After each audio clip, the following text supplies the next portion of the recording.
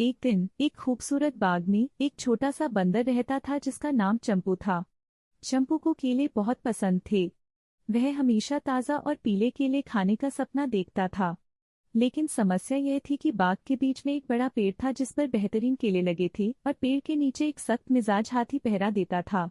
चंपू कई दिनों तक सोचता रहा कि उन केलों तक कैसे पहुंचा जाए। एक दिन उसने फैसला किया कि वह हाथी को चालाकी से धोखा देगा। चंपू ने जंगल से कुछ मीठे आम इकट्ठा किए और हाथी के पास गया। नमस्ते जनाब हाथी, चंपू ने खुशी से कहा। यह आम आपके लिए हैं, मैं खुद जंगल से लाया हूँ।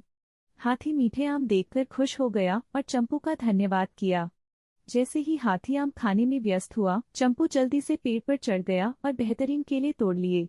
जब हाथी ने देखा कि चंपू केले लेकर भाग रहा है तो वह गुस्से में चिल्लाया, लेकिन चंपू पहले ही पेड़ से नीचे उतरकर भाग चुका था। चंपू अपने दोस्तों के साथ मजे से केले खाने लगा।